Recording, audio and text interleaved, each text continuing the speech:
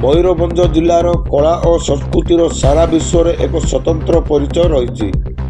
ସେହି କଳା ଓ ସଂସ୍କୃତିର ବିକାଶ ପାଇଁ ବିଗତ 6 ବର୍ଷ ଧରି ବାରିପଦା ଛଉ ପଡ଼ିଆଠାରେ ପାଳିତ ହୋଇ ଆସୁଛି ମୟୂରଭଞ୍ଜ ମହୋତ୍ସବ।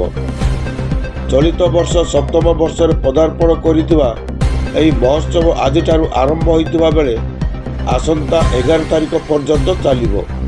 ଆଜି ଅପରାହ୍ନରେ ବାରିପଦା ଜଗନ୍ନାଥ ମନ୍ଦିର ନିକଟରୁ ଏକ ବିଶାଳ ସାଂସ୍କୃତିକ ଶୋଭାଯାତ୍ରା ବାହାରି ସହର ପରିକ୍ରମା କରି ଛଉ ପଡ଼ିଆ ମହୋତ୍ସବ ସ୍ଥଳରେ ପହଞ୍ଚିଥିଲା।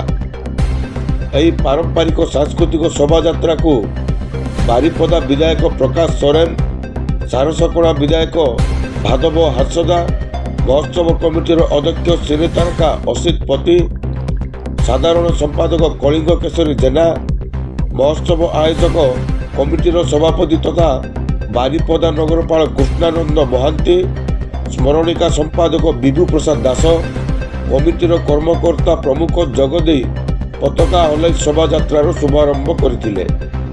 ଏହି ବିଶାଳ ସାଂସ୍କୃତିକ ଶୋଭାଯାତ୍ରାରେ ମୟୂରଭଞ୍ଜର ବିଶ୍ୱ ପ୍ରସିଦ୍ଧ ଛଉ ନୃତ୍ୟ, ଆଦିବାସୀ ନୃତ୍ୟ, କଳସୀ ନାଚ, ଦାଣ୍ଡା ନାଚ, ଦାସାଇ ନୃତ୍ୟ, ମୁଣ୍ଡାରୀ ନୃତ୍ୟ, କରମା ନୃତ୍ୟ, ଝୁମାର ନୃତ୍ୟ ଆଦି ବହୁ ପ୍ରକାର କଳାର ହଜାର ହଜାର କଳାକାର ଯୋଗ ଦେଇ ନିଜ ନିଜର କଳା ପ୍ରଦର୍ଶନ କରିଥିବା ବେଳେ ଅଗରି ବାବା ନୃତ୍ୟ ସହ ବହୁ ଆକର୍ଷଣୀୟ କଳା ମଧ୍ୟ ଦେଖିବାକୁ ମିଳିଥିଲା।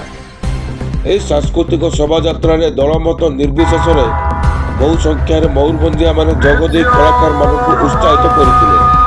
ଡିସେମ୍ବର 2 ତାରିଖରୁ 11 ତାରିଖ ପର୍ଯ୍ୟନ୍ତ ଚାଲିବାକୁ ଥିବା ଏହି ମହୋତ୍ସବରେ ପ୍ରତି ସନ୍ଧ୍ୟାରେ ବିଭିନ୍ନ ପ୍ରକାର ସାଂସ୍କୃତିକ କାର୍ଯ୍ୟକ୍ରମ ପରିବେଷଣ ହେବା ସହିତ ବଲିଉଡ୍ ଏବଂ ଅଲିଉଡ୍ କଳାକାରମାନେ ଯୋଗ ଦେବାର କାର୍ଯ୍ୟକ୍ରମ ରହିଛି।